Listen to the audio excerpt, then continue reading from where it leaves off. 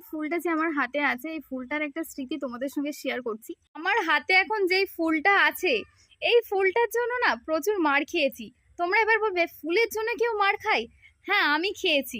আমি অন্ধ্রপ্রদেশে বিজয়ওয়াড়াতে থাকতাম, তো ওখানে ছোট থেকে দেখতাম সবাইকে ফুল মাথায় দিতে, ঠিক আছে। সব হ্যাঁ, আমি ওখানেই পড়েছি, মানে অন্ধ্রপ্রদেশ বিজয়ওয়াড়াতেই আমি পড়াশোনা করেছি। তো ওখানেই যখন আমি থাকতাম, ছোট থেকে সবাইকে দেখতাম ফুল মাথায় দিতে। তো দিদিদেরকে, টিচার্সদেরকে দেখতাম সবাই ফুল মাথায় দেয়। তো আমিও ওখানে থাকতাম, তো সেটাই একটা অভ্যাস পরিণত হয়ে যায় বলে না। তো আমিও দেখতাম, আমিও ফুল কিনতাম, কখনো গোলাপ মাথায় দিতাম, কখনো এই যে এই ফুলগুলো, ঠিক আছে, এই ফুলগুলো কিনতাম, কিনে মাথায় দিতাম। মা অনেক টাইমে বলতো যে না কিনিস না, ঠিক আছে, কারণ আমি নষ্ট করে ফেলতাম।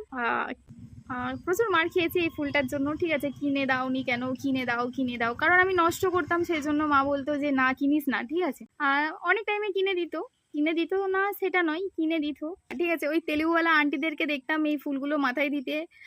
দিদিদেরকেও দেখতাম, মানে আমি তখন দিদি না, মানে আক্কা বলতাম, ঠিক আছে। ওই দিদিদেরকেও দেখতাম ফুল মাথায় দিত ওরা, আমিও দিতে চাইতাম, কাঁদতাম। জানি না তোমাদের কাছে ভিডিওটা কেমন লাগছে, ছোট্ট একটা স্মৃতি মনে হলো তোমাদের সঙ্গে শেয়ার করি, তাই জন্য ভাবলাম শেয়ার করলাম।